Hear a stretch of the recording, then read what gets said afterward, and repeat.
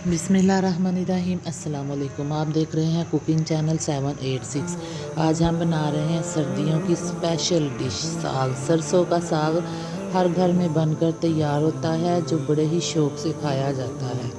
तो आज आपके साथ इसकी रेसिपी शेयर करेंगे बिल्कुल यूनिक स्टाइल में। यहाँ पे मेरे पास है साग, जिसकी गंदलों को मैंने अच्छे तरीके से छील लिया था। अब हम इसको बारीक काट लेंगे। साग में बहुत ज़्यादा प्रोटीन और विटामिन होते हैं, तो इसलिए हमें ये सर्दी में बनाना बहुत अच्छा लगता है और बहुत मज़े का बनता है। साग हर घर में बनाया जाता है और सभी घर वाले इसे बहुत शौक़ से खाते हैं। हर घर में साग बनाने का अपना अंदाज़ होता है, लेकिन हम साग को काट कर अच्छी तरह धोकर काफ़ी घंटों के लिए बनाते हैं। जल्दी जल्दी बनाने वाला साग इतना मज़ेदार नहीं बनता, इसलिए आप देख सकते हैं कि मैंने यहाँ पे साग को बहुत बारीक काट लिया है। यहाँ पे मेरे पास है 3 किलो साग और 1 किलो पालक, 2 किलो पालक है और 3 किलो साग है। टोटल मिलाकर ये हम 5 किलो साग बनाएंगे। तो आप देख सकते हैं ऐसे, बाकी मैंने साग काट लिया है, ये मैं आपको दिखा रही हूँ। हम ऐसे गंदलों को छील लेंगे, क्योंकि ये पार्ट बहुत सख्त होता है जो जल्दी गलता नहीं है। तो हम गंदलों को अच्छी तरह से छील कर फिर बारीक काट लेंगे।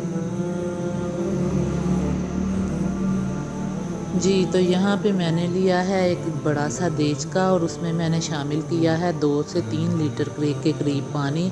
और फिर साग में बहुत ज़्यादा मिट्टी और रेत होती है, और इसे अच्छी तरह से धोकर गर्म पानी में शामिल कर देंगे। आपने इस बात का ख्याल रखना है कि गर्म पानी में शामिल करना है। यहाँ पे 5 से 6 घंटे हो चुके हैं साग को पकते हुए। आप देख सकते हैं हमने देसी स्टाइल में साग बनाया है।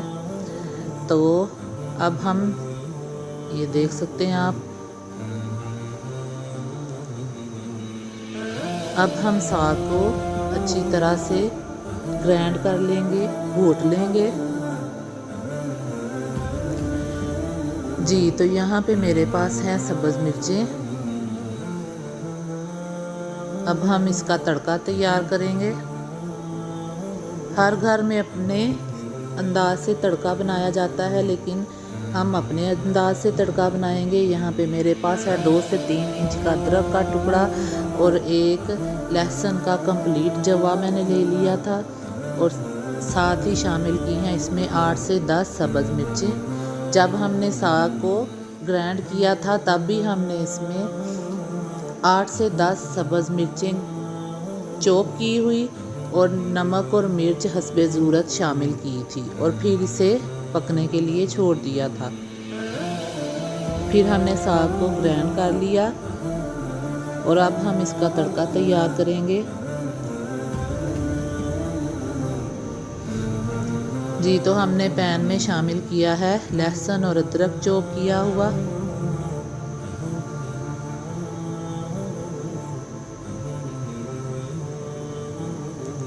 मेरे चैनल को लाइक, शेयर और सब्सक्राइब करें और बेल आइकॉन के बटन को प्रेस करें, जिससे नई आने वाली वीडियोस का नोटिफिकेशन आपको मिलेगा। मेरे चैनल पे बहुत सी देसी खानों की रेसिपी हैं, आप मेरे चैनल पे जाके विज़िट कर सकते हैं। फिर हम इसमें शामिल करेंगे कुकिंग ऑयल या घी हस्बे ज़रूरत। मैंने यहाँ पे शामिल किया है 1 कप। अब हम लहसुन और अदरक को अच्छे से लाइट गोल्डन ब्राउन होने तक भून लेंगे। जब लहसुन और अदरक की बहुत अच्छी सी खुशबू आना शुरू हो जाए तो फिर हम इसमें साग शामिल करेंगे।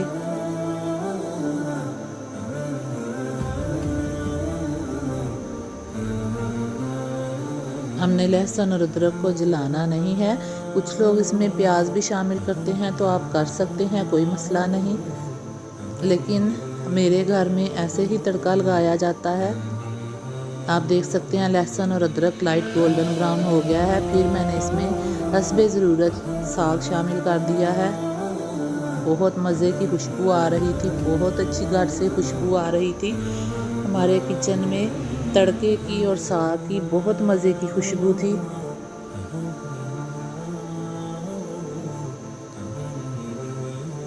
जी तो हमारा साग तैयार हो चुका है और अब हम इसके साथ बनाएंगे रोटी, मकई की रोटी और गंदम के आटे की रोटी के साथ साग खाएं तो बहुत मज़े का लगता है। आप देख सकते हैं, आपके भी मुंह में पानी आ रहा होगा, इतना मज़े का देसी सरसों का साग। और हमने लगाया इसे देसी तड़का। अब हम इस पे एक और देसी तड़का लगाएंगे। हम इसमें डालेंगे देसी मक्खन। पहले हम इसे डिश आउट कर लेंगे। देख सकते हैं कितना प्यारा हमारा साग बन चुका है। अब हम इस पे डालेंगे देसी मक्खन जो हमने घर पे खुद तैयार किया है। गर्मा गर्म साग पे हम मक्खन डालेंगे 1 से 2 चम्मच या जितना आपको पसंद हो। आप देख सकते हैं साग की लुक कितनी अच्छी आ रही है, खाने में भी बहुत मज़े का है। आगे चल के इंशाल्लाह मैं आपके साथ रेसिपी शेयर करूँगी। मकई की रोटी भी बनाएंगे हम सरसों के साग के साथ। गर्मा गर्म साग और इसके साथ मकई की या गंदम की रोटी खाएं और बहुत मज़ेदार लगेगी।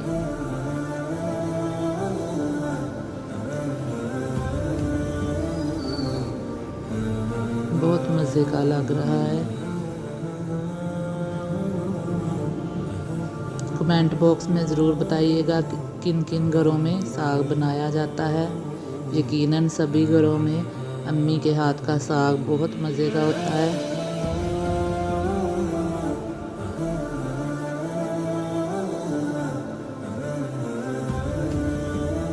बहुत अच्छी लुक आई है साग की। आप देख सकते हैं मक्खन आहिस्ता आहिस्ता मेल्ट हो रहा है।